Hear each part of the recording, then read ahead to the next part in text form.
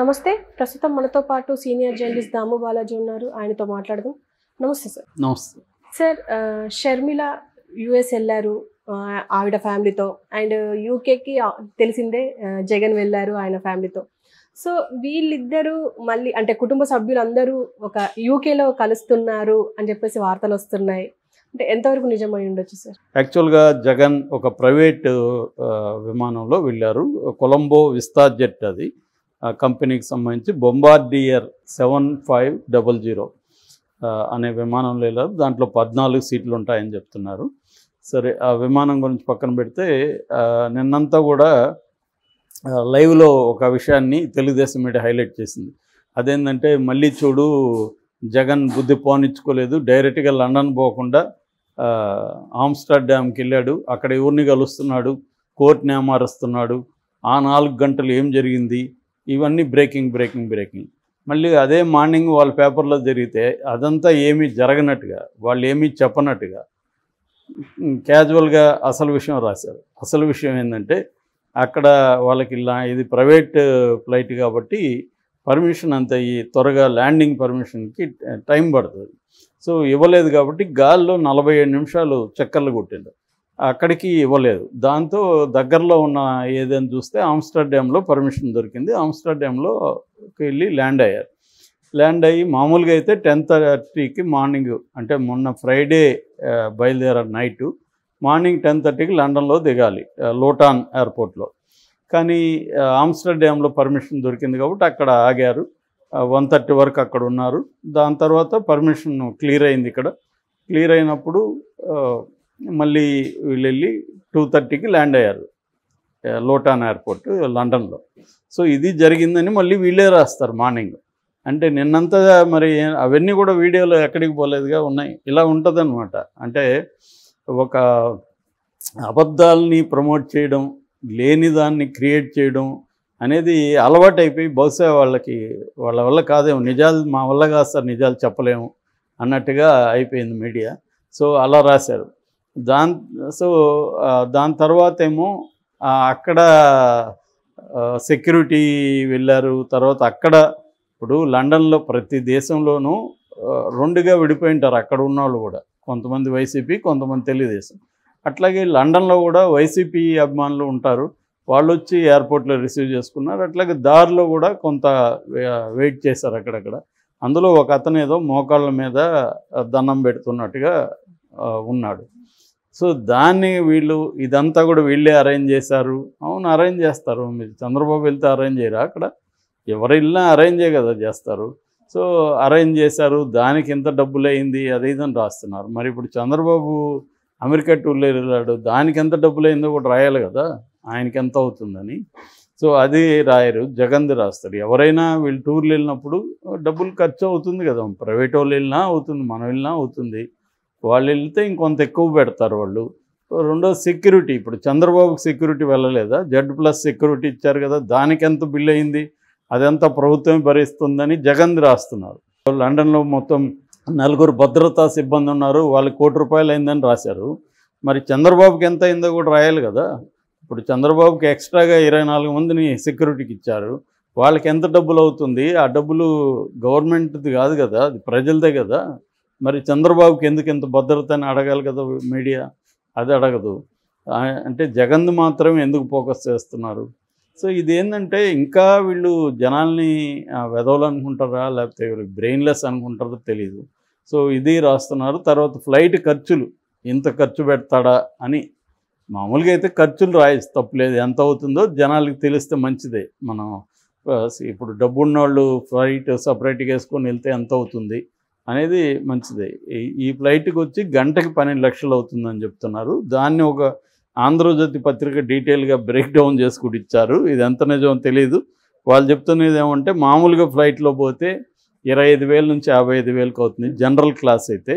Economy అయితే 1,50,000 నుంచి 2 లక్షలకు అవుతుంది. ఫస్ట్ క్లాస్లో పోతే 3 లక్షలు అవుతుంది.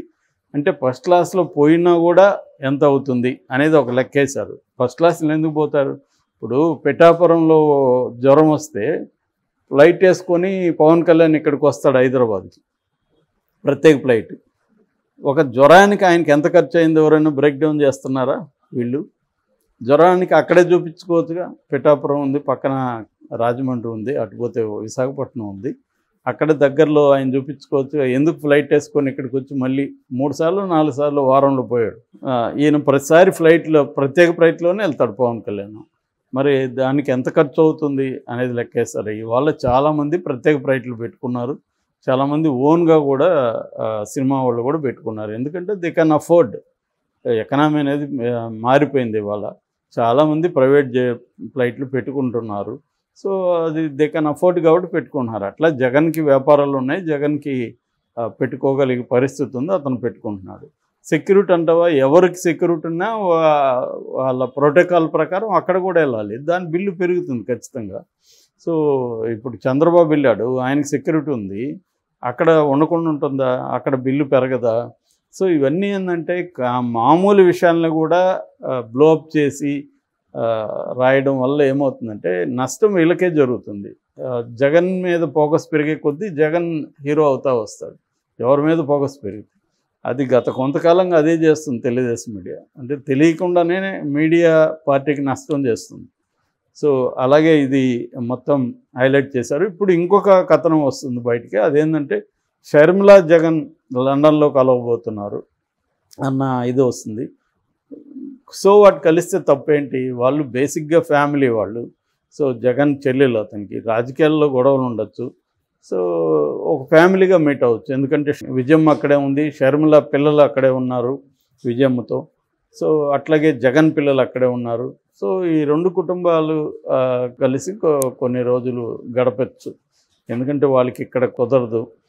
జనరల్గానే చాలామంది ఏంటంటే ఫ్రెండ్స్ కూడా ఇప్పుడు సెలబ్రిటీ వాళ్ళు కలవాలంటే కూడా విదేశాల్లోకి వెళ్తారు ఎక్కువ.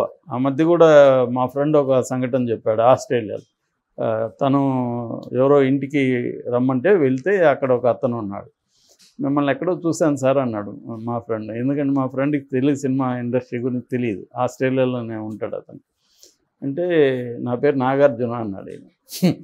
సో అలా ఉంటుంది. అంటే వీళ్ళు వెకేషన్స్కి అక్కడికి వెళ్తారు, అక్కడైతే ఎక్కువ మంది గుర్తుపట్టరు అనేది. కొన్ని యూరోపియన్ దేశాలకి ప్రైవసీ కోసం వాళ్ళకి వెళ్తారు, they can afford it. So అలాగా జగన్ ఫ్యామిలీ కూడా అక్కడ కలవచ్చు, దానికి సంబంధమే ఉంది. సో కాకపోతే ఏంటంటే దీని నుంచి డెరివేషన్స్, జగన్ రాహుల్ గాంధీ టచ్లోకి వెళ్తున్నాడు, వీడియో కాల్స్ చేయబోతున్నాడు షర్మిలాతో కలిసి. ఎందుకంటే అక్కడ ఇప్పుడు సెంట్రల్లో బీజేపీకి సొంతంగా గవర్నమెంట్ ఫామ్ చేసే మెజారిటీ రాదని ఎక్కువగా వస్తున్నాయి విశ్లేషణలో. ఎన్నికలు జరిగే కొద్దీ ఒక్కొక్క ఫేజ్ అయ్యే కొద్దీ బీజేపీకి తగ్గిపోతుందని వస్తుంది. ఆ టెన్షన్ అయితే కనబడుతుంది అమిత్ షా అండ్ మోడీ దాంట్లో.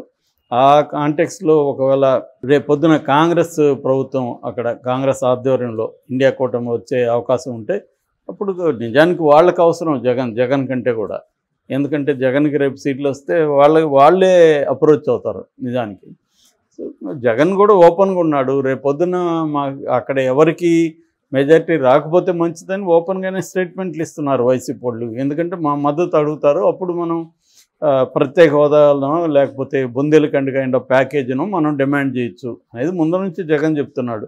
వాళ్ళకి ఎవరికి కూడా అక్కడ సింగిల్ పార్టీకి కంప్లీట్ మెజారిటీ రాకపోతే మనం డిమాండ్ చేయొచ్చు అనేది ఉంది. ఆ రకంగా రాహుల్ గాంధీతో కూడా టచ్లోకి వెళ్ళొచ్చు, తప్పేముంది.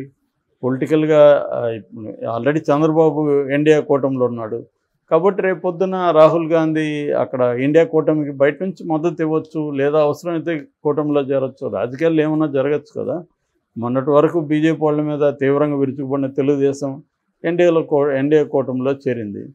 కాబట్టి ఇవన్నీ మామూలే. సో జగన్ షర్మిలాతో కలవడం పెద్ద విషయం కాదు, రాహుల్ గాంధీతో కూడా మాట్లాడడం కూడా పాజిబుల్లే, అదేమి ఇంపాజిబుల్ అయితే కాదు. Okay sir, thank you.